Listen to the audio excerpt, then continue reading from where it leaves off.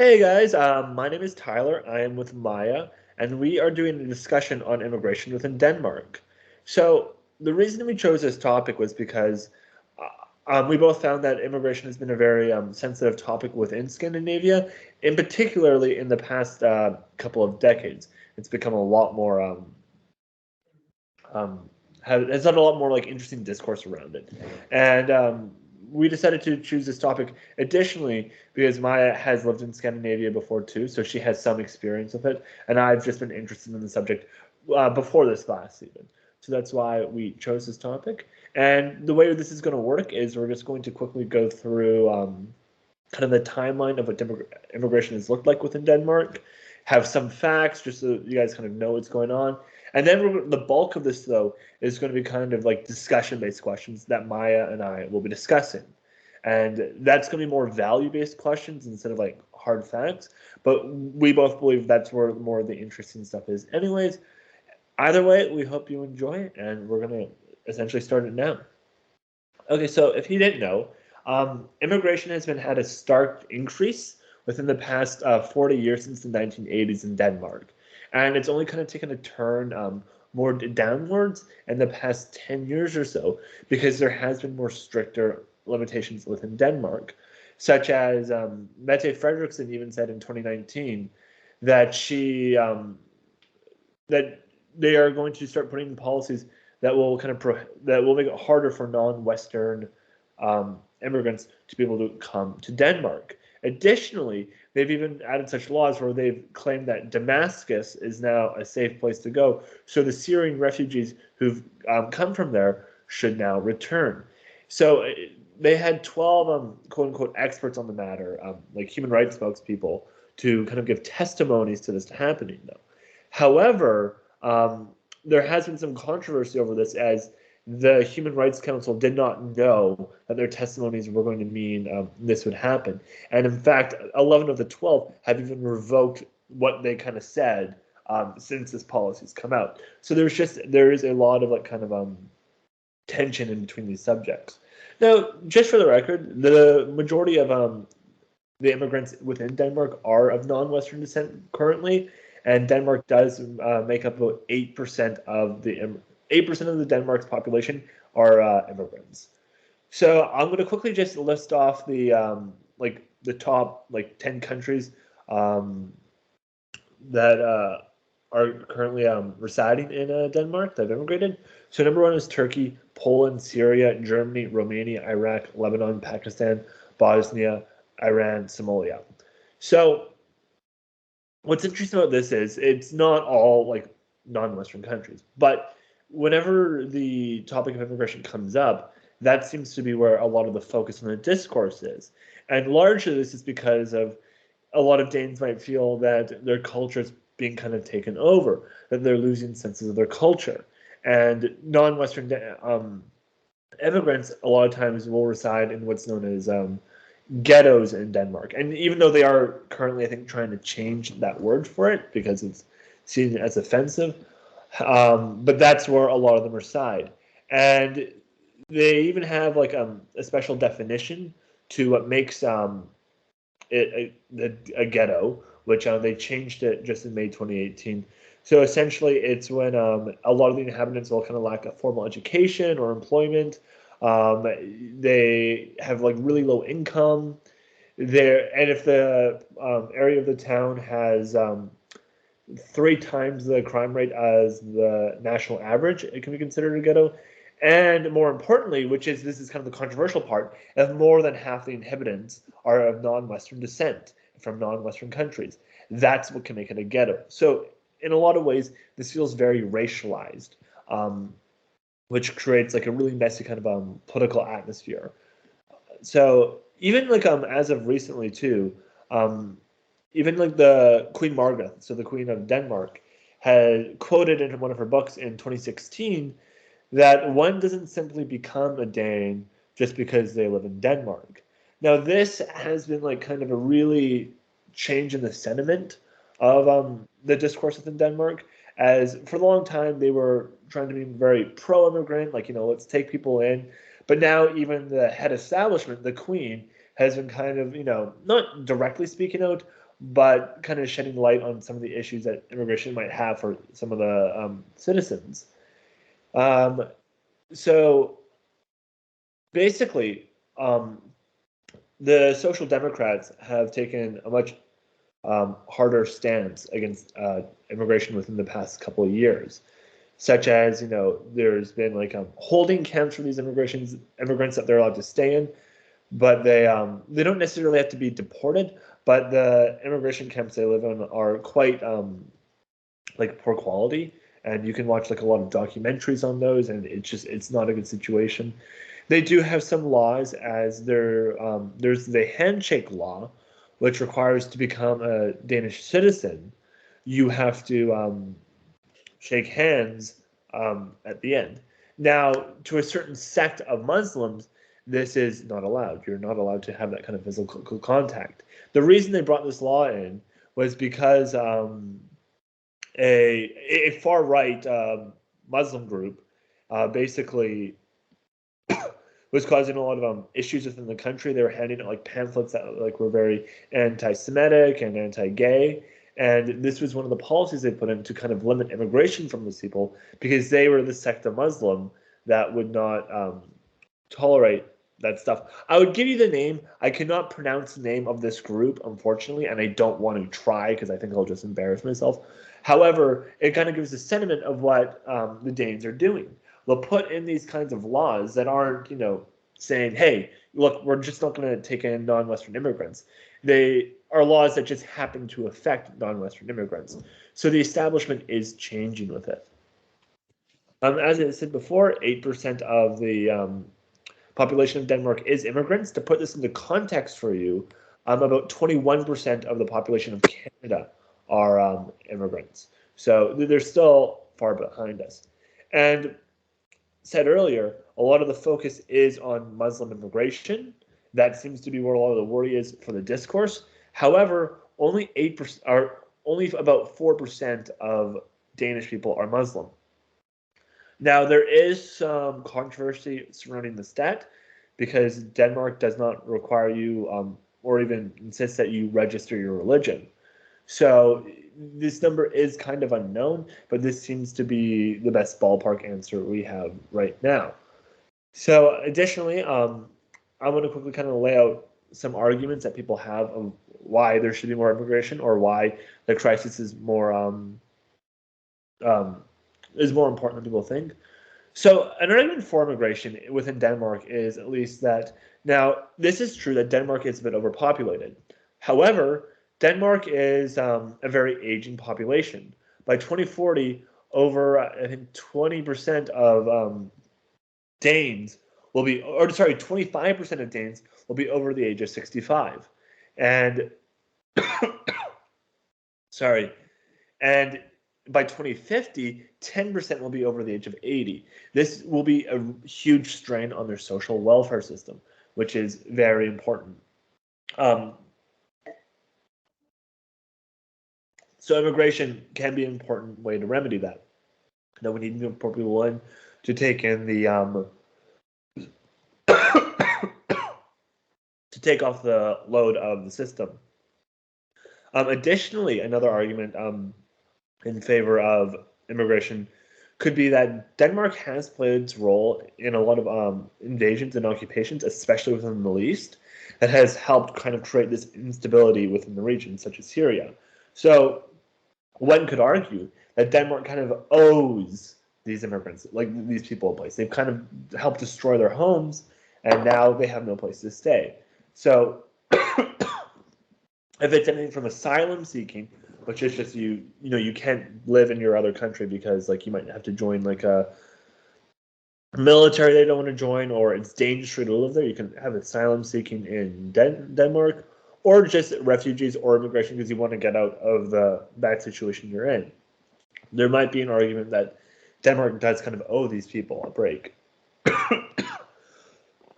Maya, do you want to take over some of the anti-immigration arguments you want to give up to us? Yeah,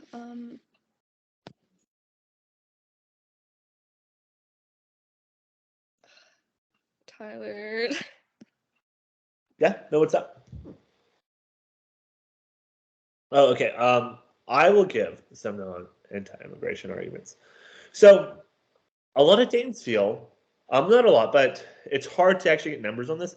However, it's important to note that with among the EU, Denmark probably does have the most anti-immigration tendencies, and it has become more popular within the political discourse lately, as Denmark is um, it's a consensus-based argument, which is why the Social Democrats have taken a kind of a turn against immigration, because even though historically the Social Democrats, a more left-wing, slightly left-wing party, has been more open to immigration, they kind of have to fill the needs of the people and the wants, and it's been growing sentiment against immigration in the past decade.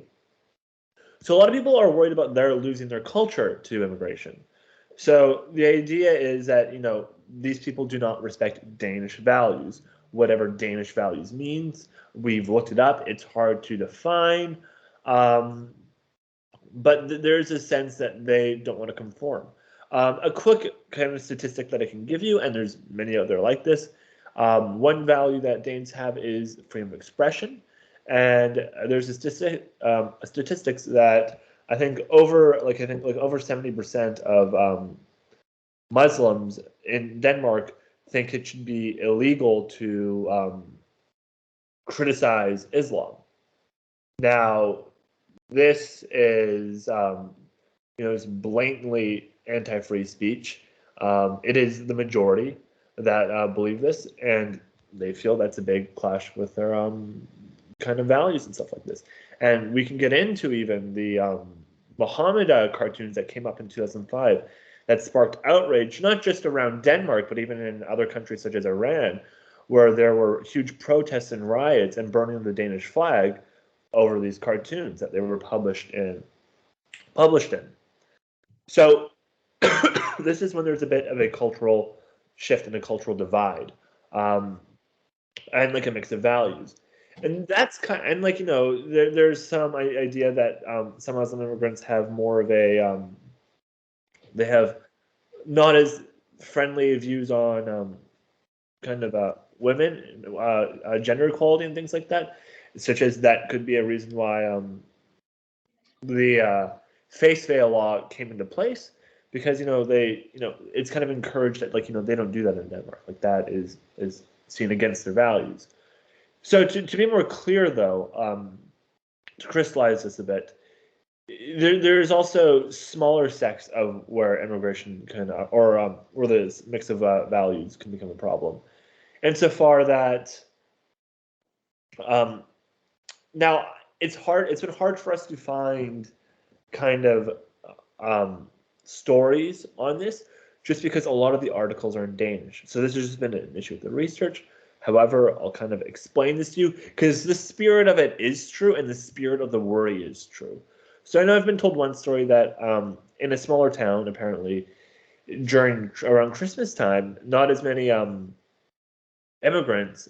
There's a large Muslim population within the small town who did not want a Christmas tree up for Christmas. And now Christmas has been a huge part of Danish culture. Same with like the lights and all that stuff. Now, this may seem small, but these small things are really culturally important to people, right? Like people look forward to Christmas every year. They like to celebrate. They like the lights. It's a big part of it. It's something that we care a lot about. More so in some senses than these big political things, right? Like, we do care about all these rights and people believing in free speech and stuff, but the day-to-day life, like our cultural ceremonies, are really important to people. And, because this neighborhood has become Muslim majority, or at least plurality, they would not have the Christmas tree up. Now, people can feel like, hey, I was born in Denmark, I lived here my whole life, and now these new people are coming in, kind of taking over my culture. Like, I'm losing my culture a bit. So that it could be an argument, kind of like, okay, well, maybe we need to be more strict with immigration and stuff like that,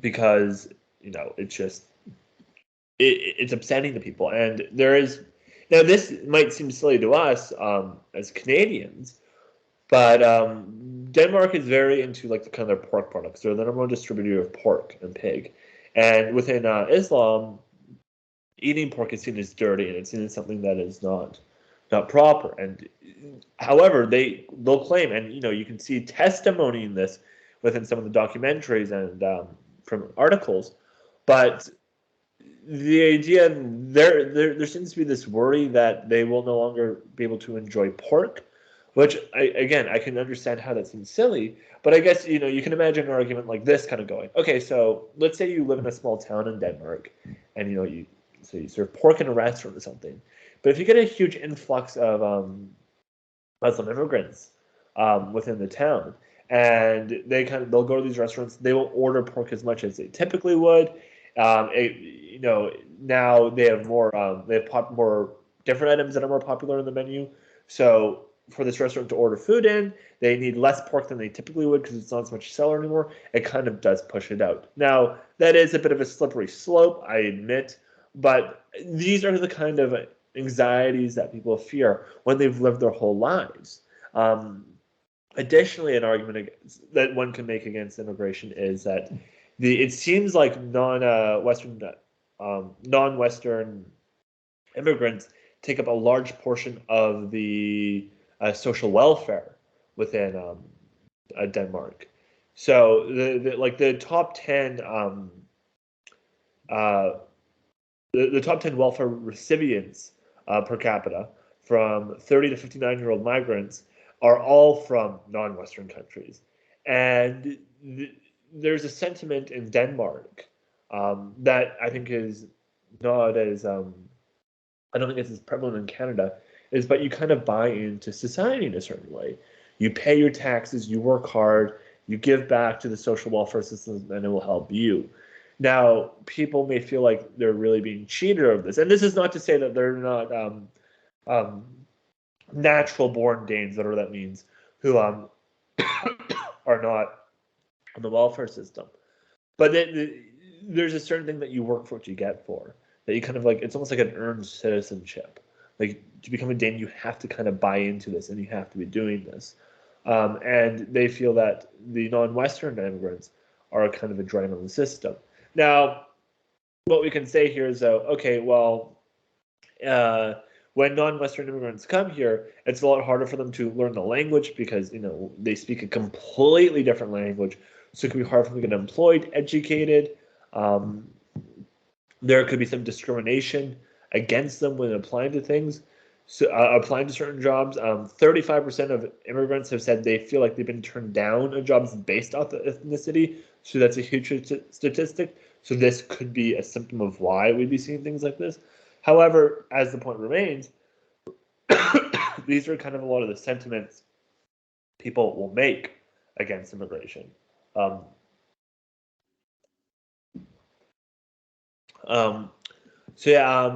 Maya, do you have anything to add to this anti-immigration sentiment that people will be making? Yeah, I think it's such a hard topic right now in Denmark, just because, as you mentioned, it's kind of like there's the debate of if the non-Western kind of countries are going to be affecting the culture of Denmark, for example, the Christmas trees or the pork produce. So it's just kind of a difficult debate, and I feel like everyone kind of has their own different opinions and the benefits and the doubts that comes with it that can make it so challenging, like with the influence of the 25% of the population being over 65, how that's going to affect Denmark in the future, if having immigrants is going to be the baseline that could help the country, or if that would later affect the country as it might now. It's all just kind of a basis of opinion, and it's a topic that is very hard to talk about, but it should be talked about because as the years go by, there's going to be more and more immigrants, and if there's not a similar basis of what's going to help or what's going to be worse, it's just going to be an implication. Yeah, I totally agree that the discourse around this it's really fascinating, and it's something that's very kind of it's not unique to Denmark, but it's kind of foreign to as for us for Canadians, because Canadians have been very successful with multiculturalism. And so that's why when I kind of hear these arguments that the Muslim immigrants or the non-Western immigrants can integrate as well, this has just not been the case in Canada. We've had huge success rates at integration within Canada, and I don't know if there's anything special about Danish immigrants or Canadian immigrants or British immigrants for that matter, that any place that mean that they won't be able to integrate. So when I hear these arguments that there's too much of a cultural difference, they don't fit in with Danish values. They don't necessarily fit in with the Canadian values at first when they get here. But it seems like since our system has been more open to them and been more generous in helping them and recognizing their culture, they have actually integrated more successfully. And we could kind of say that could be similar with Denmark, because right now Denmark has a lot of policies that just, would not exist in Canada, for example, like the 24-year rule. So basically the 24-year rule is essentially the rule that you can't have family reunification immigration, which is where the bulk of immigrants come from with non-Western countries in Denmark. It's the majority. It basically means so both parties have to be like at least 24 years in age when they're married for it to count. They have to be able to post $100,000 Danish kroner guarantee. So basically, just they need enough money, so they know they're not going to be receiving that many welfare benefits and things like that. They need a certain size house that can fit 2 people, at least 20 square meters. This policy has drawn criticisms from human rights organizations. It's really foreign to us in Canada. We would not have a policy like this. So there does seem to be more of this anti-immigration sentiment feeling, even within the laws. And that's not to say that there's not these like far-right radicals too, who are also creating more of a tense living space. There's this one guy named Ramus Paludan, I'm trying to pronounce the name best I can, but he is the leader of a fringe far-right party called the Hardline Party in Denmark. And he wants to stop immigration. He will argue that Denmark is for Danes, that it's for ethnic Danes, that's what they belong in. Now, this party received, I think, 1.8% of the vote in the previous election, so they don't have a lot of political power because they didn't meet the 2% threshold to have a seat. However, he does a lot of publicity stunts that get a lot of bad controversy and kind of make the discourse worse. For example, this guy goes around where he'll have like a ceremonial burning of the Quran. He'll go around throwing the Quran around with his friends, making the Muslims feel unwelcome. Like he explicitly says that. He says they should not belong here. Now, what's interesting, and this is where I might say something that's a bit more controversial. I actually don't think that there's anything necessarily wrong with the criticism of Islam, which, or including the Muhammad cartoons, which caused a lot of controversy within Denmark and, like I said, places outside of that. And the reason for that is because I think religion is the one thing that should be totally legitimate to criticize, critique, and mock. These are hugely powerful institutions, even when they are a minority institution within a nation, that I think leave themselves open to that. And I think actually, though there's polling numbers like, I think it's like I said, over 70% of Muslim immigrants thinks you should criticize Islam. There is some reason to believe that they don't truly mean that, and they are kind of reacting more to this kind of like hateful expression, like, so not speech, but like, like the burning the Quran, it's symbolic. And that's mainly because when these people are doing that, it's not that they're just saying, okay, I don't think the ideas of Islam are that great. It's also coming from a guy who's working his ass off to make sure Muslims can't exist within Denmark. It's who's doing it and why he's doing it. This is something that's not unique to Denmark. It seems like a lot of criticism of Islam stems from a hatred towards Muslim people, which is totally not okay, right? Like, these are different things. It almost bleeds into xenophobia and racism. In fact, it does definitely bleed into xenophobia. And they'll use rhetoric sometimes, which makes me uncomfortable, which I've seen in these documentaries and I've seen the arguments they've made, when they'll point to things, even out Danish values, Western values.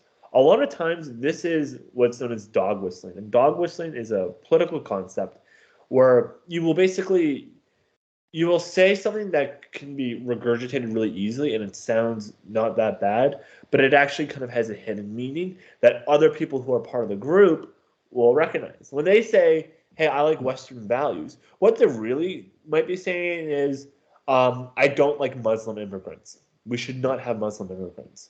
Because if you said that, which is what they truly typically mean a lot of times, you're turning a lot of people off, right? Like, most people are like, no, I'm not for that. I'm not a hateful person. But if you say Western values, that is what people can get behind, because they think of things like, oh, free speech, gender equality, pro-LGBTQ. Yeah, I'm for all those things.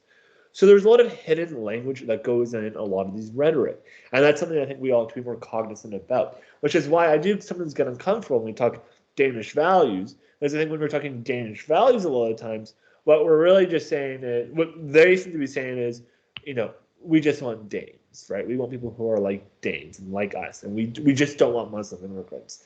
That seems to be kind of the sentiment.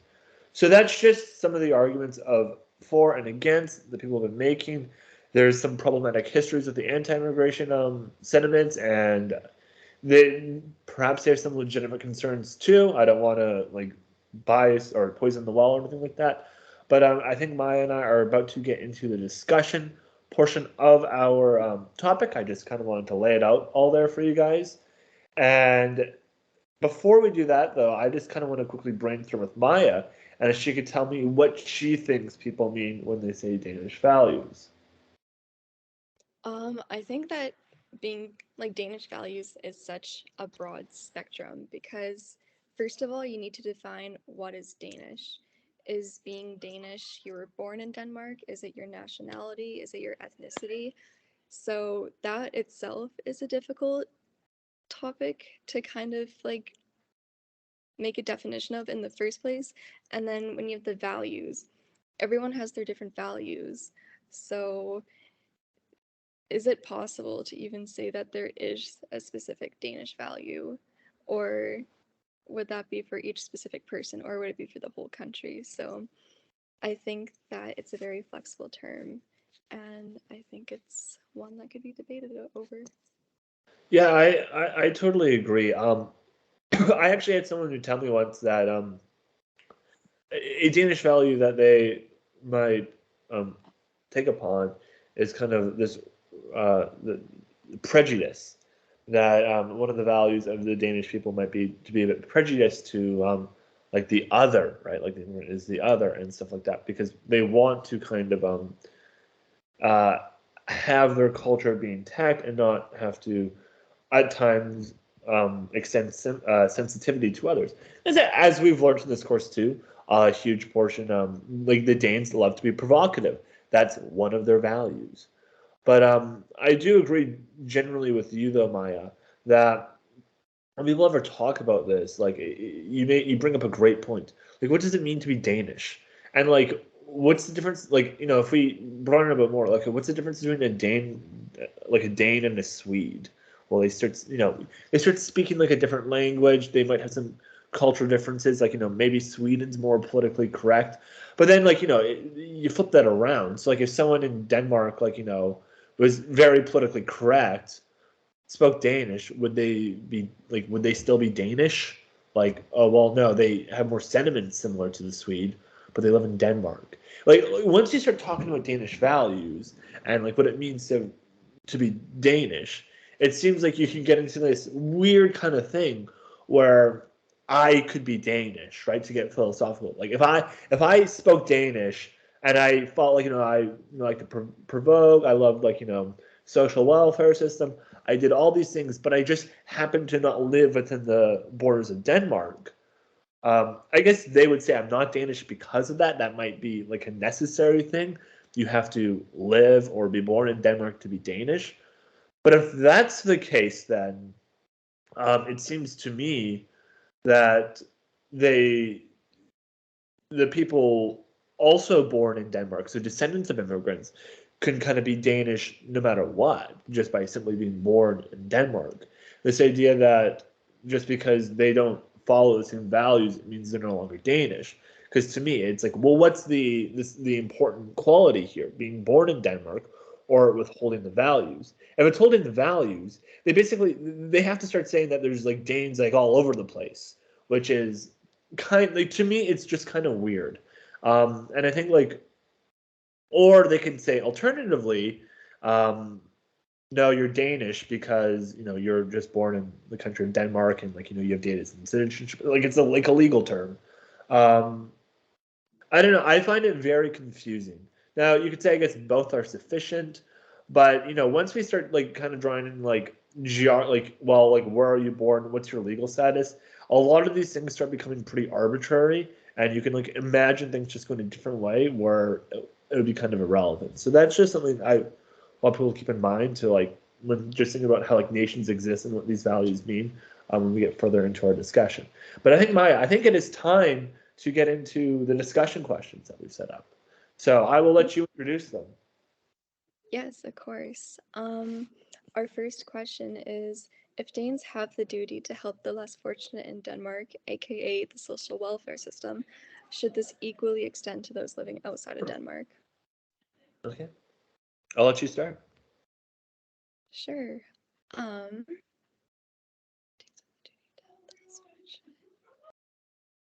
I think personally that it should extend to those living outside of Denmark if they have some kind of connection to Denmark. And by this, I mean like, oh my gosh, I can't think. No, it's fine. Do you It's a want to go discussion. first? Sorry, don't I need to get my don't thoughts be- together. Sorry, do you want to go first? Yeah, I can actually kind of like add on to what you're saying because I think you and I disagree to some extent. Mm-hmm. So when I kind of think of what like the social welfare represents, to me, I kind of understand it as this kind of a socialist value. Essentially, that you can be kind of screwed over within the economy just into what kind of social status you're born into. You might not come from as much money. You could have had a disability. You could have had like just not be as intelligent as other people, which makes it harder for you to be successful in a capitalist system. So creating the social welfare system kind of gives everybody that equal playing field where they'll always have their head above water, per se. It kind of extends freedom so they don't need to worry about their basic needs, such as education, food, shelter, transportation, and things like that. And they feel that every Dane should have like a right to this. That's important, right? That there's like some moral value in making sure every citizen is happy. But then I guess where I struggle with this a bit is, okay, why would they only kind of extend that to Danes, right? So in terms of immigration, think like I said before, it seems like the top 10, for immigrants, the top 10 countries of origin are non-Western countries who kind of take in the social welfare system, per capita, of course. And this to me, I think is totally fine and really interesting, actually, because I don't see why people shouldn't be able to move to, and this is to all Scandinavian countries. This is not just to Denmark. Why people should not be able to move to Denmark to take advantage of the social welfare system. Because if someone was born in these countries and just like, needed to be on the welfare system, there's no question that they should be allowed to, that we're there to help them.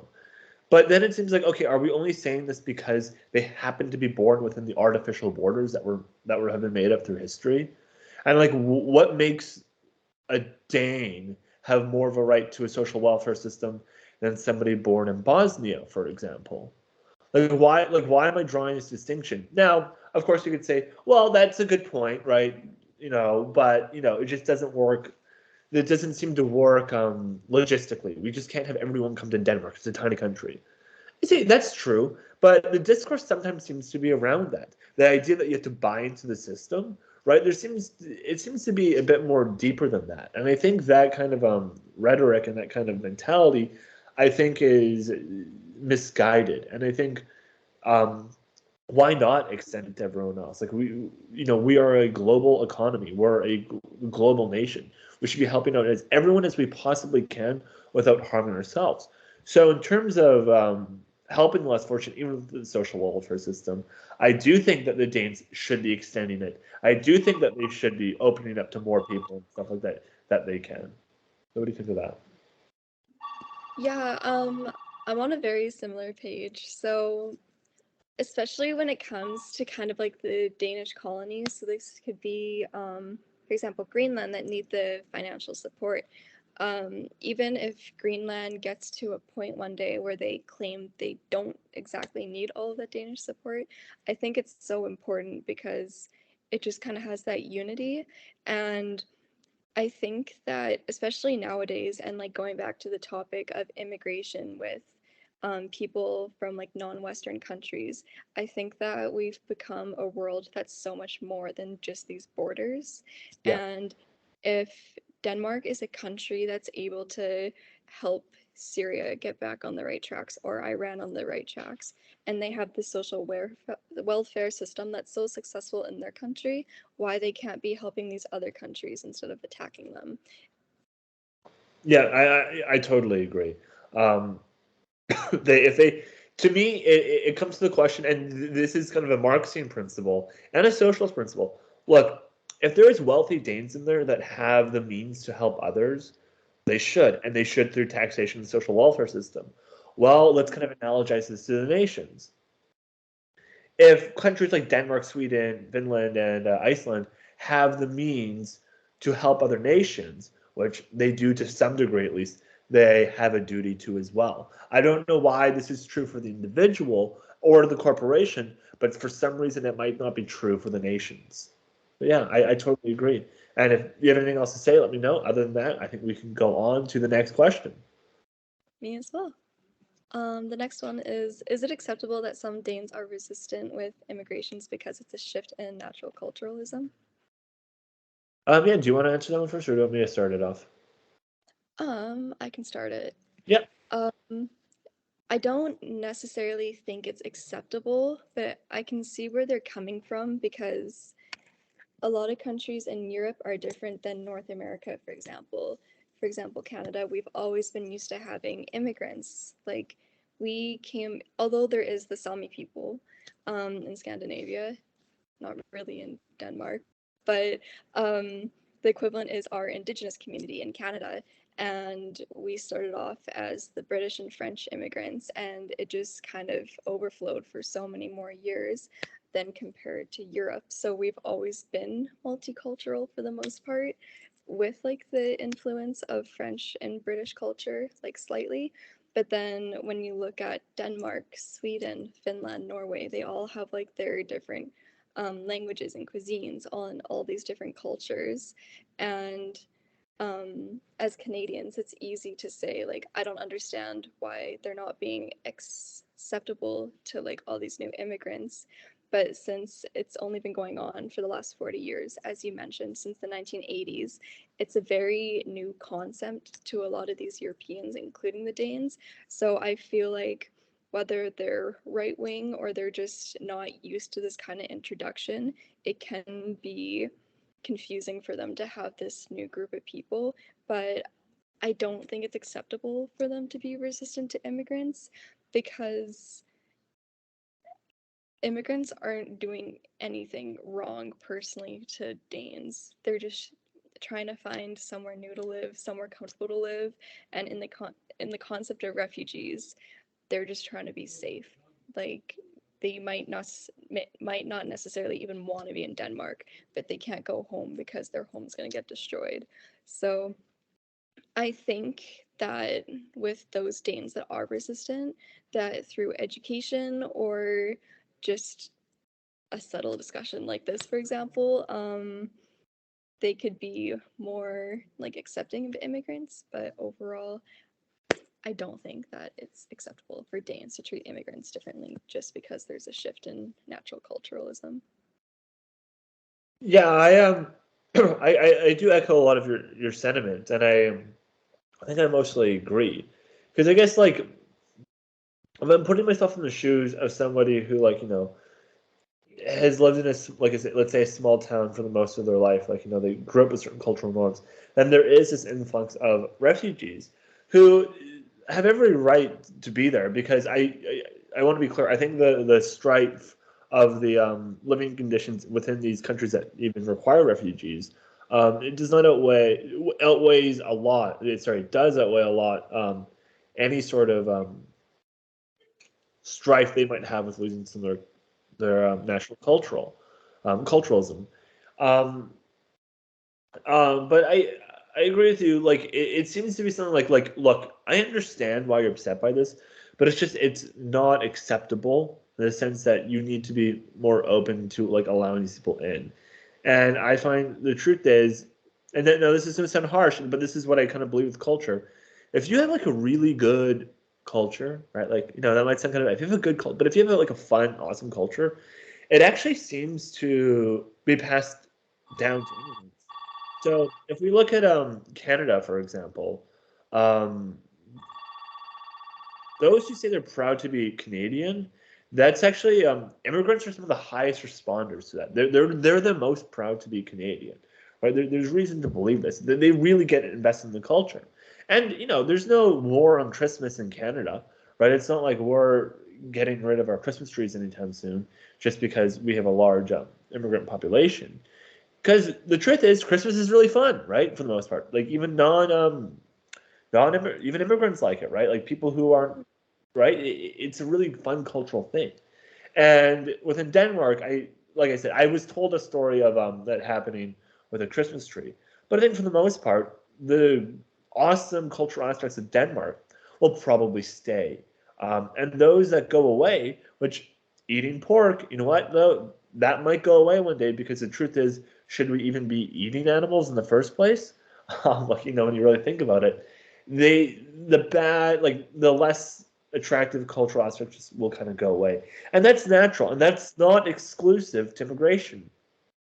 I'm sure culturally, my life is very different from how my grandfather's life was.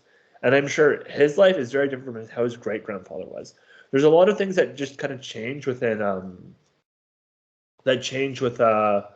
generations with culture than immigrants. I think we're used to it. I think we're just honestly, I think we're just a bit more scared because it's happening in a different way we haven't seen before, and it's happening a bit quicker. But that's what I'll say with that. Yeah, before we go to the next question, I totally didn't think of this, but I agree with the Yeah, cultural differences over generations. I think that's a really important part to bring up. yeah. But yeah, at any point, feel free to interrupt me if you have a good point. If you want to bring something up, just totally cut me off. That's Of part of course, the. of course.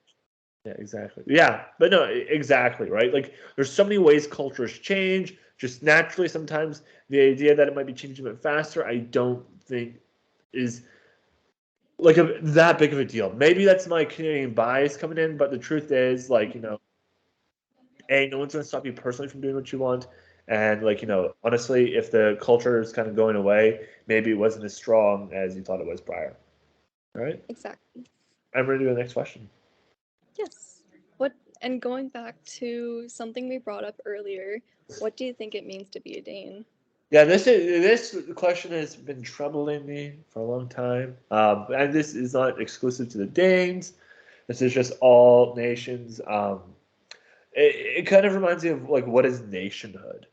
Like, why should we care um, what it is? Now, I guess you want to say a Dane is someone born in Denmark, um, who's lived there, and that they're a Dane. It's like a legal term. But is there like something true of like an essence of a Dane? Like, is there something more than that? And it confuses me because I don't know if there is. And I think the idea of having things like Danes, Swedes, Brits, French, I think is actually kind of problematic. I think this leads into a lot of nationalism and a lot of pride for the pride in the wrong ways of your culture. No one should be proud to be a Dane. No one should be proud to be Canadian. No one should be proud to be a Brit. No. I think that stuff is really messy and what can make us feel like the immigrants the other. And now it sounds so cliche and stupid, but we're all just people. With who enjoy different things. That's what culture is, right? We enjoy different things. I enjoy Christmas and all that kind of stuff. They might enjoy Ramadan and other stuff and other kinds of foods. But at the end of the day, that's stuff that we seem to be able to mix. While I acknowledge that the more important values like gender equality are things that should not be tolerated, and be we should not give sympathies to those who violate those values. It's not because it's a Danish value. Like, I think that needs to be clear. The idea, like, the Danes, they value gender equality. I don't care that it's a Danish value, and I don't think anyone should either. We care because that's a good value to have, right? There's good arguments for gender equality that don't come from, well, it's Danish, oh, it's Western, it's a Western value. We don't need that stuff. Gender equality is good because we don't want to punish someone for the gender they are. That leads to a lot of suffering. And when we treat genders equally, it seems to lead to a lot more higher points of well-being. Who cares whose value it is? Let's just practice the good values. Let's make arguments for our values and see what's good. Now, is it good to be a provocateur? To some extent, I am biased. Yes, I think it's very good to be a provocateur. I think it's fun. I think it makes people think. And I'm sympathetic for the Danes are doing that. But it's no, this includes free speech too. Free speech isn't good because it's free speech and just a value. Free speech is good because it leads to a lot of open dialogue, and suppressing it has caused a lot more problems before than it has vice versa. So yeah, I don't want to get too far away from the question of what it means to be a Dane, but yeah, I just reject the whole sentiment of nationhood, and this is why I'm much more sympathetic to like an open border system. We should be there's so many awesome countries in this world, places in this world, and the idea that you might be restricted from living in one just because of where you were born seems really unfair, and it seems like a bad system. We should be moving towards a system where we can make this as open. It's just kind of like how the EU is. You can travel freely throughout there. I would like to see that something more global one day. Because I think the idea of nationhood and Danes and Canadians, I would truly like to see go away one day. What do you think of that? Mm-hmm. I totally agree. I am Finnish Canadian, and both of those countries, in my opinion, hold their nationalism to such a high level that I find it so extreme. So I personally don't have a good relationship with nationalism either, because when I hear the question, what does it mean to be a Dane? Like you said, it can be the legal term. I was born in Denmark. I'm a Dane, but it's such a flexible term that you could be third generation American and you still consider yourself Danish because you speak the language or you're so interested in the culture Yeah. in your blood. And like you said, with uh, with like the accumulation of so many cultures, I think that it shouldn't be a question at this point of what does it mean to be Danish, but just kind of observe everyone as a group, because I feel like nationalism is such a like social, I can't think of the word right now, but it's like such a social norm. Yeah. It's just Yeah. placed there. And as you said, like They call it patriotism to hide what it really is. Yeah, go on. yeah, exactly. And when you think about it, like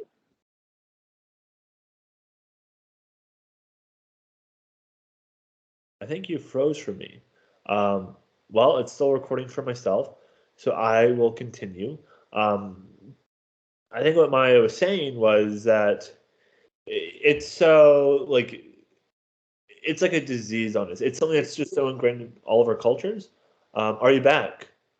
All right, good. Just kind of I started filling in the blanks, but just go on to what your point was. You just basically said I don't know the words for it, patriotism. Then you were saying something. oh sorry, did I cut out? You were totally cut out. Yeah. Oh no, okay. I was saying that like it's almost like a social construct that we have all of these countries. Like it's such a fluid term to be Danish because if we didn't have these countries, you would just be a person.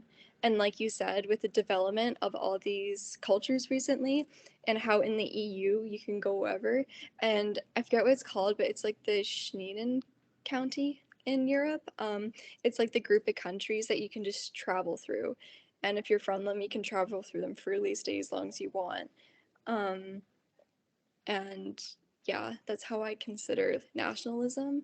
So the question, what does it mean to be a Dane, is a very weird question to me Yeah. because Even though we created the questions, but that was kind of the point. I thought of. yeah, exactly. Like I do a lot of Canadian studies and there's always the question, what does it mean to be Canadian? And Oh, everyone has a different opinion because it's just such a fluid term. So it's the same thing for what does it mean to be and a Dane. like I will say, and even though I created this question, Mhm.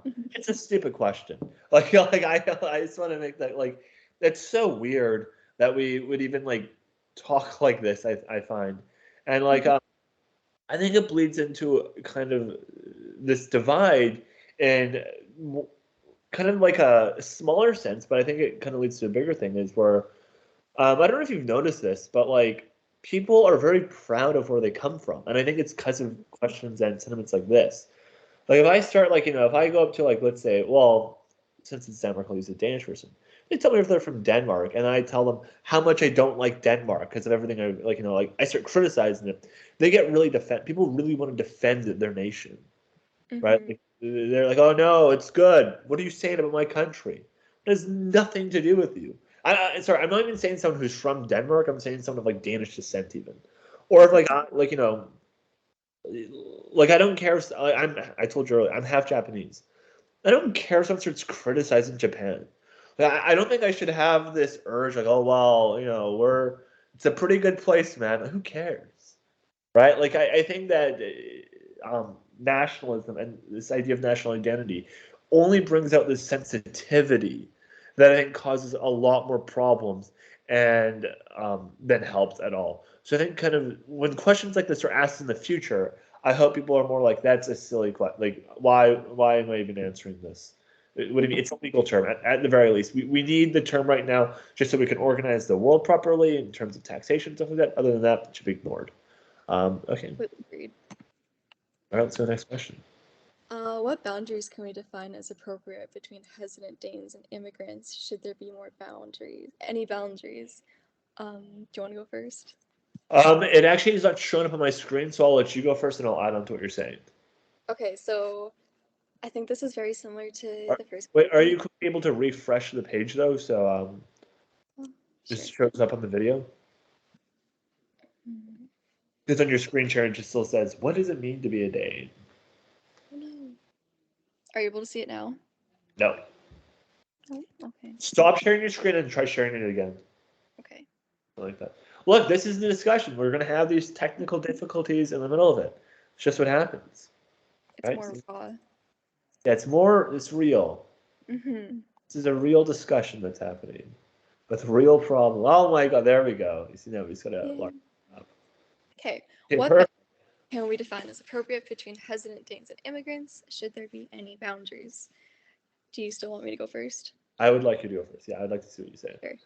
Um, I think that there shouldn't be boundaries because as this is very similar to the first question, but as I said earlier, you shouldn't be hesitant or you shouldn't be uncomfortable by immigrant because they're not hurting you. They're literally just coming to, in this case, for example, Denmark. They're not hurting you.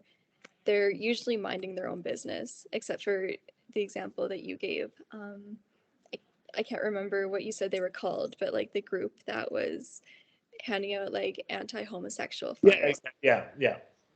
You Yes. know, I just don't want to say their name because I can't even pronounce it, and I will feel incredibly racist if I try. So That I'm is so understandable, but not. Yes. yes, But it's a sentiment that's important. Yeah.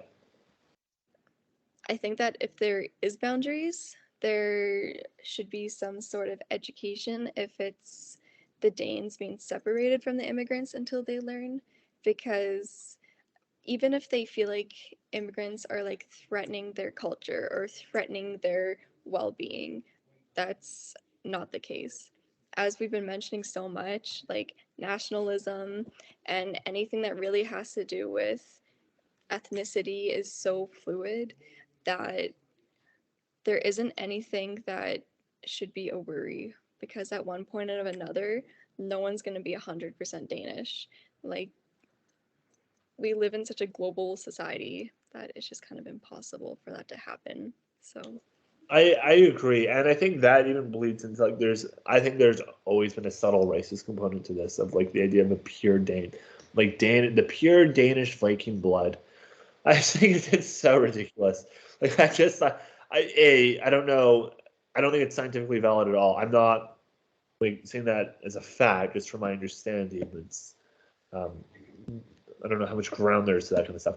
And secondly, I don't know why you would care what your bloodline is. Like it seems really weird. But in terms of like just like appropriate boundaries, I think that they need to like just live together more. I think that these ghettos are a really bad idea, and calling them ghettos is really bad. And having these kind of like ways to define them, I don't see a lot of good happening from this. But I agree so much. Um, yep. and it's unfortunate because these ghettos aren't a Danish thing. I think that they're a part of at least every Scandinavian country. I used to live in Sweden, and we used to call it the Ukten, which could either be a style or a specific neighborhood that would be in each city. And if you said that you were from these neighborhoods, you'd be treated so horribly. And it just doesn't make sense that in each city there's a literal separation from everyone else that could be considered Danish just because you're not from Denmark or you don't have the money of a Danish person. I just think it's absolutely absurd because I never heard of such a thing until I moved, and I really wasn't expecting that from Scandinavia. Yeah, and I think what's interesting about that too is it's not foreign to like places like Canada and America, right? We have little Chinatown here. We used to have a little Italy. We have, there's parts of Surrey that have, very racist connotations of what they'll call those parts. But what I think is important though is we don't have any establishment kind of carving it out and giving it a special legal term and having these definitions for it. I think a lot of times people do genuinely look to the establishment for how they should think of things, even as unintuitive as it sounds. So if you have like, the law kind of defining this and saying, well, a ghetto, has, 50% of non-Western immigrants, it has like, 3 times the crime rate, that gives it a lot of legitimacy that it probably shouldn't have, even if there's some utility in having that categorization. I don't think it outweighs the division it can cause. And alternatively, if we, to kind of prove my point of we care about what the establishment thinks, I'm actually going to go to the US quickly, and I'll talk about a statistic is that I don't know the exact numbers, but off the top of my head, but, prior to gay marriage being legalized by the Supreme Court in, I believe, 2015, the amount of, especially like in a place like North Carolina, um, the majority of North Carolina wanted gay marriage to be illegal. They thought it was wrong. I think like only like 40% were for legalization. So the majority still thought, no, same-sex couples should not be married. Once it became legal that year, a few years later, the amount of North Carolinians who I think support gay marriage now is like 82%. That shot up in the statistic. I think sometimes just having the establishment say, look, we're not going to call this a ghetto. We're not going to separate these people. It does a lot. And I think that a lot of the problems from my research in the discourse I have not been as astounded by the facts of the matter in terms of like immigrants who live in poverty or crime rates. That is stuff I kind of expected, but I did not expect the establishment to make so much categorization that I think is really poisoning the discourse. Because the discourse on this sometimes I do think is a bit overblown, but I think it's because of things like the ghettos that the institutions kind of normalize. So I do think we really need to separate these boundaries and stop like even looking like when you call them an immigrant when they live in Danish, what you're really just saying is you're not really Danish. Like when we think of the term immigrant, we're saying you are something different than me. And I think we need to be getting away from these kinds of labels, because I think that's where a lot of the problems will come from. But yeah, that's all I have to say on that. I agree with that last thing you said, and I also want to add to the whole concept of what you said. Like, they're not Danish because they're immigrants, and also the ghettos. A lot of Scandinavians that like have like ghettos in their cities, they say that they deserve to be there because they're violent. But if you actually go to these ghettos and you meet the people, they're not. Like, they're usually just your average like happy person from Syria, for example. Yeah. And they mean no harm. It's just for some reason they get these weird like labels put on them, and it's like so hard to escape. So I think that was important to bring up before we go to our next question. Yeah, and before we go, I just want to correct a mistake I made earlier in the video. I said at one point that I believe it was around over 70% of Muslim immigrants think that criticizing Islam should be illegal. It's not true. It's actually only immigrants from Somalia, Iraq, Bosnia, and no, not Bosnia. Yeah, Iraq. You know, Bosnia and Pakistan. So it's just those four nations. I just want to clear that up. Okay. And then, if the Inuit in Greenland had the right to preserve their culture through policy, should the Danes have a similar right to preserve Danish culture, especially in cases where changing demographics affect Danish culture? Is this different? Why or why not? Can I go first? I'll let you start with this, Amaya. Okay, absolutely not. There is a huge divide between a ethnically Danish Dane and an Inuit living in Greenland. Like Canada, the Danish basically came to Greenland, and this was unannounced and not wanted. So therefore, the Inuits have that shield to protect their culture because they were invaded by a random country that they did not want there. They were not welcome. But Danish people, like ethnic Danes in Denmark, they've never had to face any of the problems that the Inuit in Greenland would have to face. For example, take the Inuit in Canada or any Indigenous group in Canada. The government kind of treats them like shit, and so do a lot of people, and it's horrible. And I think that in Canada, they should have that shelter and have their culture preserved because of what happened with British colonization. It wasn't fair to them and it was sudden. They had no control over it. But in Denmark, there hasn't really been those invasions or anything that could hurt Denmark. Denmark itself is a country that has built an empire. So as an empire, they shouldn't be afraid and they shouldn't have to put a shield up. Okay. That's selfish in my opinion.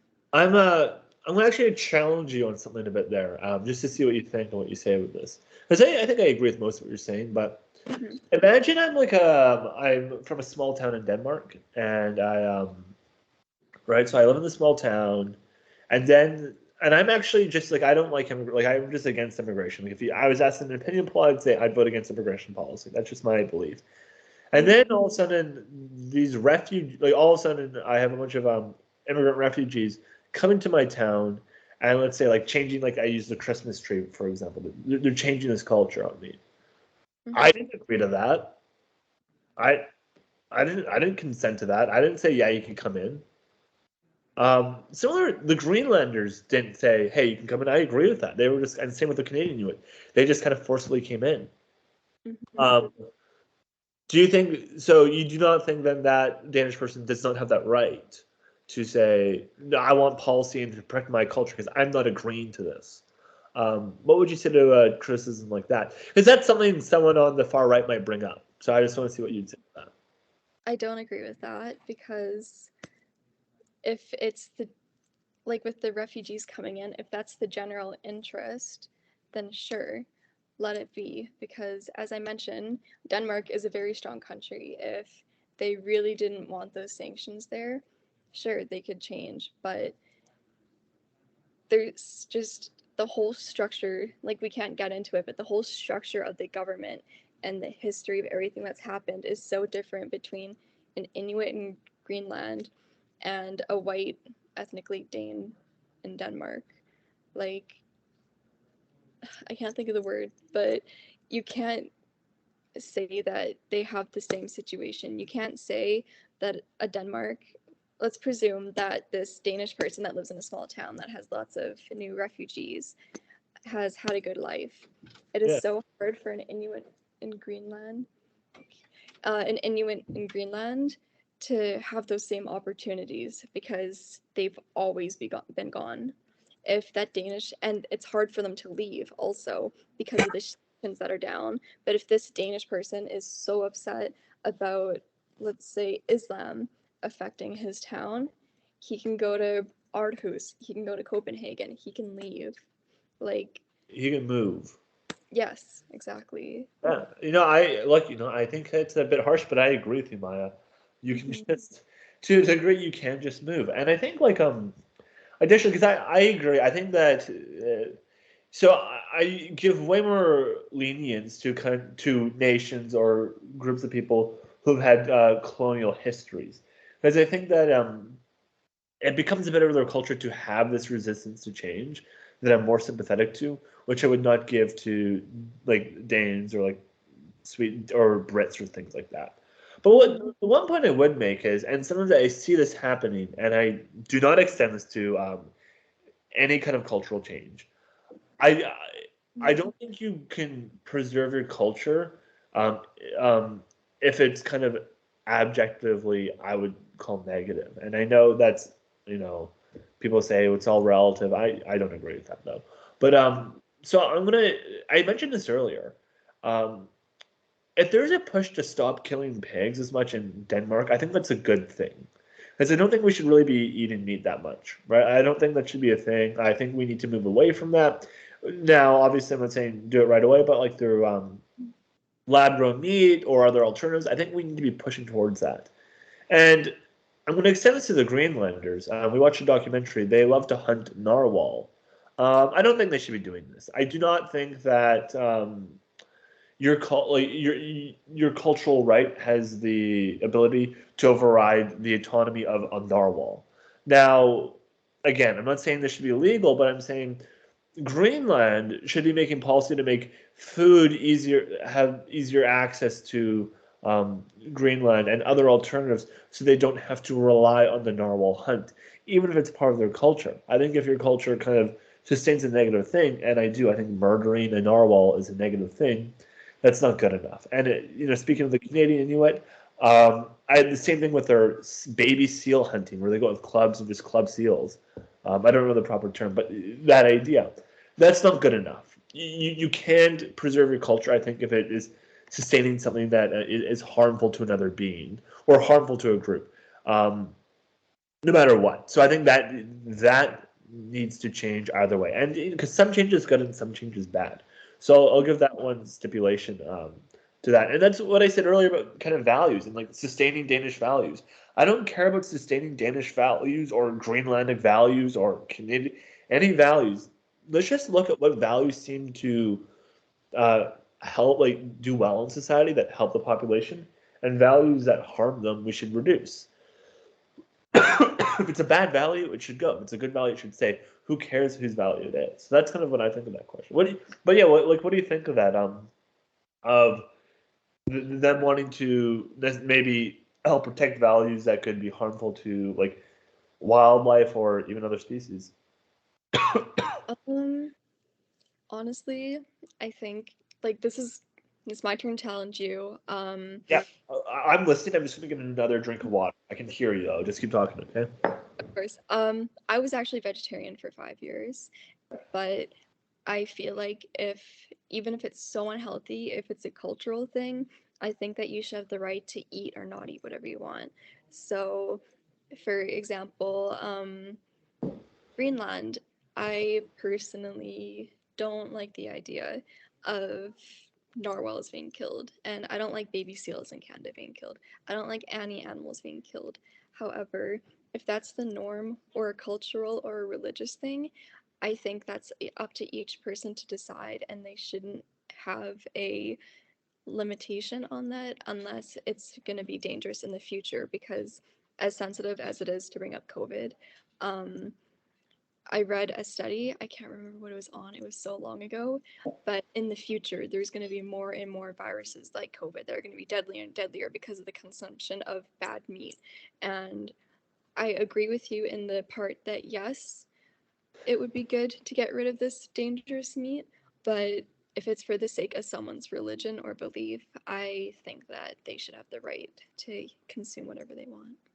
That's interesting. I'm gonna challenge you back with that. I want to see how far you're gonna take this because so I think it's awesome to be vegetarian. I'm not a vegetarian, so like, but I should be. I recognize vegetarian. I eat meat now.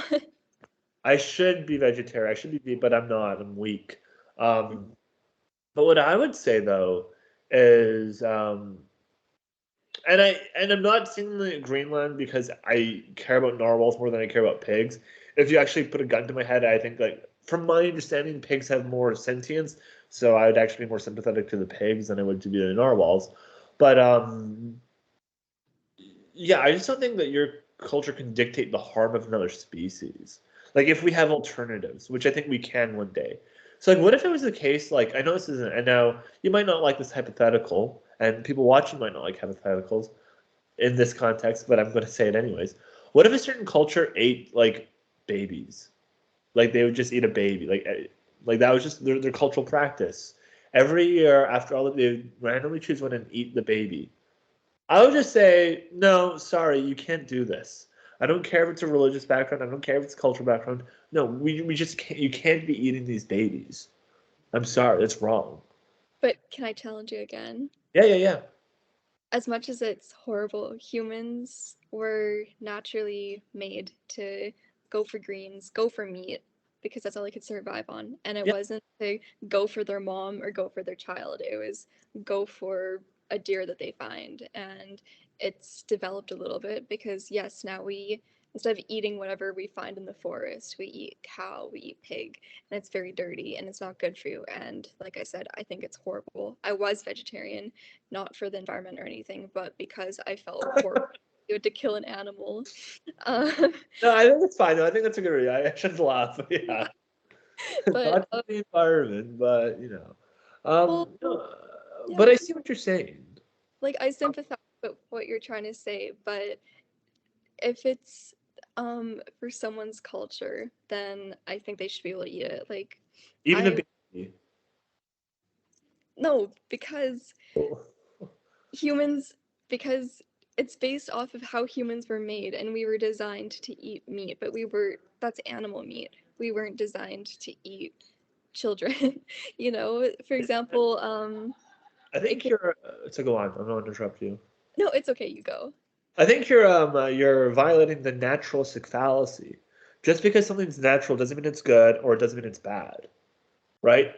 At the end of the day, there's an animal who rather live, who's being killed, I don't know, for lunch. But that's not good. Like now again, I agree with you. If there's no, we need to make alternatives first before I would even like start saying, oh, really, what you're doing. And this includes the Danes with their pigs too. But yeah, it's just not like who cares if it's natural?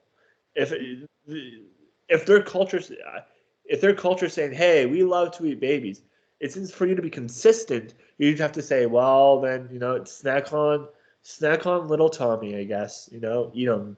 That's your culture. Who am I to judge your culture, your religious belief? I think we can. I think we can judge the culture and say, no, you can't. You can't harm things when you have other alternatives. And I'd say the same thing to killing the pigs or hunting the narwhals. Once you have other alternatives, it's just not important to me. And I think those are the kind of values that have to change. And that we're getting a bit off of immigration, but my point is, these are the kind of conversations to have when we're talking about values, not, well, this is my place's value, so please do it or leave. But no, I don't like that. I think that globally, every country should be reassessing every value and working towards that have more well-being or not. Going off what you said earlier with the development of like generations in countries, Yeah. I think that because like so much has changed with how we eat already. So I think that maybe in the future with like this development of generations in Denmark, maybe they'll stop with the pork production, and maybe in Greenland they'll stop with the narwhal production. So who knows? Yeah, I totally agree. I'm just let's see if I can find any stats on this. Yeah, like 10% of Danish people are vegetarian right now, apparently. Oh, yeah, the numbers seem to rise, and I think you're right. Exactly. It's an additionally a fantastic point. If one of the cultural values like is the pork consumption and stuff like that. That's probably going to go away once, not even through immigration, but just through generational change. And I think that's what it should be. But I guess we can move on to the next question. That was a good one, though. I agree. What do you think that some Danes are worried? Why do you think that some Danes are worried that immigration will ruin their culture? Can a country really be that heavily defined by its borders? Do you want to go? Yeah, and so I want to bring this up. I think this is where there's a bit of mismatch because I think a lot of and now there's not a lot of stats to pull on this, but there's a reason why the discourse is around non-Western immigrants. I don't think they care as much about Swedes invading Denmark or Icelanders in Denmark. Like this doesn't seem to be as big of an issue for them. It's when there is this huge cultural divide, and that's kind of my point. Why is I don't think we care that much about the borders of the situation or the nation's situation. It comes to the values that the other culture might be bringing.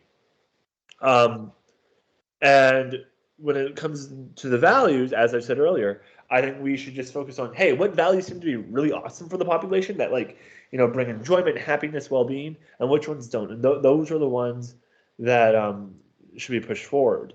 And the idea that we're even separating these things is why I think the idea of defining things by their borders is like a really silly method. And I think that again, in the future, like I hope one day, we're not eating meat as much, and I hope in the future borders aren't as prominent as they are today. I honestly agree with everything you said. That was kind of what I was gonna say. But going on to ruining their culture and how you mentioned like the non-West like taking over Denmark. Yeah. Although this is a totally different thing because colonization was disgusting, it was violent, I hate it. I think it's funny that Denmark to Greenland. Sorry? No, just go on. I'm sorry. I'm sorry. Okay.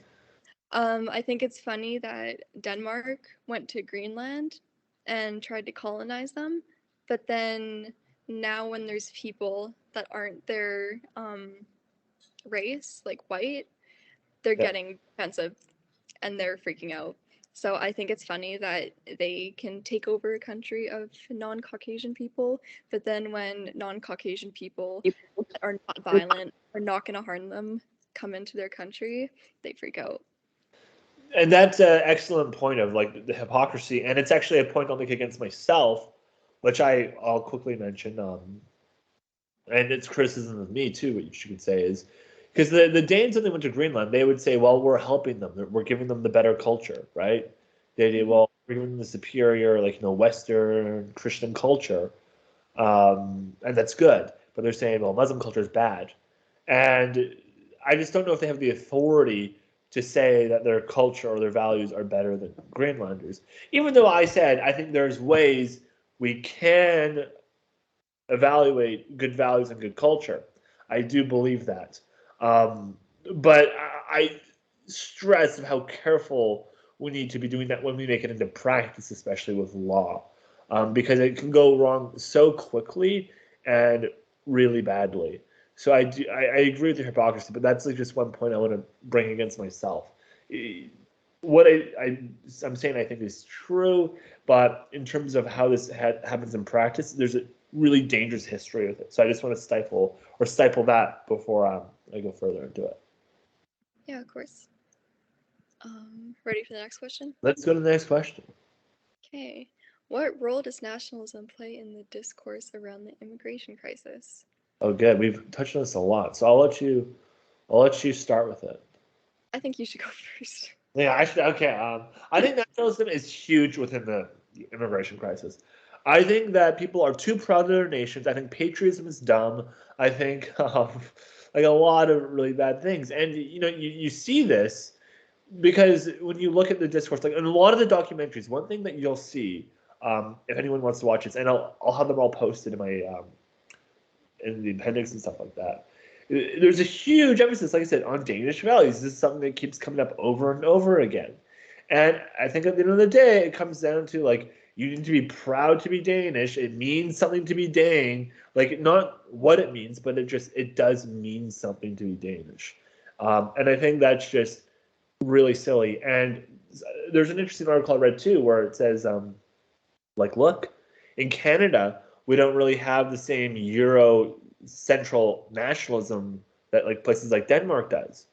I think that's absolutely like there's now I think Canada has a lot of nationalism in their own ways that people don't notice as much, but it is true Europe does seem to be a bit more pronounced sometimes, and I think that Europeans very much romanticize their own culture. They all have their own language, and I think that kind of stuff plays into that role of they're different, they're separate, they're a Dane, they speak Danish, they do Danish things. Um, and I think it's totally awesome that they have their own language, and same with like Belgium and there's French, the Dutch. However, I do think it adds to this kind of nationalism, and I think that's why we might be seeing more animosity towards immigration than we'd otherwise see if we didn't see our own nations in that kind of light as much as we do. So I do think that there is still kind of this nationalism sentiment that it's just kind of lying under Europe, but they'll use, like I said, the dog whistles. They won't use the words nationalism because that's a very dirty word in Europe, but they'll use words like Euro, like our culture. It's our cultural values. They'll use words like Danish values or Swedish values. That's the dog whistle I think they're using when really what they mean is nationalism. They're proud to be Danish, and they want to see the Danes succeed in a certain way. And it comes back to I just thought of with the social welfare system of the buy-in. They don't want leeches and stuff like that. But it's true though that the Danish welfare system's only for the Danes. Now, obviously, this is true for logistical reasons, but I would garner that there might be some sentiment that they might believe only Danes deserve the social welfare system, that they need to protect their own. And when you have nationalism like that, it really makes people don't question why you shouldn't be helping other nations out as much. Because you're right, we should only be helping our own or only the EU. And I think nationalism is littered throughout this conversation within immigration. I think it needs to end quickly. Yeah. Yeah, you made a lot of good points, and kind of going back to the difference between like European and North American nationalism, I've experienced both, and I feel like in North America, like as you said, like nationalism, it's more prevalent. Like if you take the states, like they say they're patriotic, they say they're nationalistic, and it's a little bit similar in Canada. I think it's a little bit more toned down. But then what I noticed when I lived in Europe, um, for example, going back to Finland, like you said, like they speak the same language. They've Yeah. had to experience the same disasters, which has kind of like brought them together. They've experienced the same shows, media, all this stuff. And then I think the difference is in North America nationalism is, as I mentioned earlier, they're used to that multiculturalism. So when someone new comes in, they're like, hey, come join us in this nationalism. You're one of us now. Like it's like more accepting. Yeah. But since in like let's say like Finland, since there was like the Winter War, which like messed with a lot of people's homes, and there's like the language, and let's say everyone's obsessed with Moomin as like a show and a book. So there's like these things, and when someone new comes in, they feel like they won't understand these kind of concepts because it's to their country. And like there's also, I know it's the same in Danish. Finland has like a lot of words that are like specific to their language that you can't translate because it's like a special word. So when these immigrants come in, they're like, you don't understand these words, you don't understand this language, you don't understand like our media, our culture, so you're not one of us. So it has that divine line, and you can translate that to Denmark. I don't know a lot about Danish culture, unfortunately, or like anything that comes from Denmark, but I You can. don't know their special Danish words, so that's why. Yeah, like Hygge. We learned about Hygge, I think it is. It's like that kind of thing. Like there's these special little quirks, and then when someone new comes in, they kind of go, "You don't understand this. You didn't grow up with this. Like this is our thing. Like how dare you?" So I think that nationalism kind of affects immigration in that source. If that makes Yeah, sense. and something I want to add on with the nationalism, and I think it goes a bit more to like this ethnic divide too. But there's a lot of statistics on like oh my God, I keep getting that statistic wrong about the Muslim immigrants, but it just ended up being Pakistani, Iraqi, Somalian, and like Turkish, I believe. It's not them; it's Okay. actually the descendants of them. So like their kids. I think it should be illegal to criticize Islam. I'm gonna get that stat right before the end of this because I feel very bad for getting it wrong. But what I was saying is, I find it very interesting when researching this of how many stats are on what the descendants of immigrants believe in. Because to me, separating the descendants is such a clear way of saying I don't really think they're Danish, right? That we're saying people who have been born in Denmark, like we're still categorizing them in their own way. Like that seems um, very odd to me. So yeah, sorry, 76%. Yes, 76% of Muslim immigrants from Turkey, Lebanon, Pakistan, Somalia agreed that criticizing Islam should be outlawed. Um, Descendants, so immigrants and their descendants. Yeah, just so we're clear, so no one can fact check me later. There we go. Um, the sentiments the same, but yeah, as I was saying, like the this national pride, like you don't even have it necessarily when you're born in Denmark. And there's an article I read too that pointed out that within Canada, some of the immigrants have more national pride than Canadians. I don't know how they measure that, but that's what they'll say. And I think that's totally talks about the difference between how we try to integrate our immigrants compared to how Denmark does it. And I think that they really need to get rid of a lot of these policies and the kind of rhetoric that the Queen said with like you're not simply a Dane by living in Denmark, or Mette Frederiksen who's come out and said that they want to start implementing policies that block non-Western immigrants. This kind of rhetoric and these things coming from the establishment does have an effect on the country's discourse around it. Even if it's politically popular at the time, it's just kind of this self-fulfilling thing that people feed on. So I think that stuff needs to stop. Yeah. Yeah. Is That that was a a lot question of or is there one more? questions. That was all. That was our last questions. Well, oh my goodness, it's been almost an hour and a half, and we did a great job, I think. And if anyone's still listening, that's awesome. Is there any last thing that you want to say about this before we kind of sign off? I don't think so. Is there anything that you want to say? No, I think we said everything that I wanted to get out there about immigration.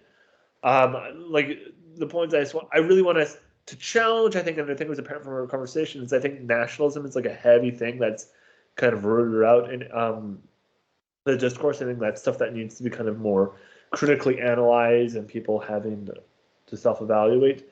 And just a lot of I think the policies that and the rhetoric that the establishment in Denmark have been putting out is having an effect on how people view things. And we, like I said, we see this in other countries with like gay marriage and stuff. So I think there's reason to believe that. Because as I said earlier, it seems like there's only about 4% of Danes are Muslim, and they're getting all this attention for it. So now, to be fair though, I want to stipulate, I couldn't find statistics on this either, just because I don't read English. But just because there's 4% Muslim immigrants, that doesn't mean they're not concentrated in certain areas. So of course, certain regions can be experiencing it a lot more, even though that number is very small. But there's a lot of discourse over it, and I wish Denmark the best of luck, and I hope you guys enjoyed our discussion. If you disagree with anything we said, feel free to comment below, and we will comment back for sure, defending our arguments to the death, no matter what. No, I'm just kidding. But thank you guys so much for watching this, and we're ready to sign off, Maya. Yes. All right, bye-bye.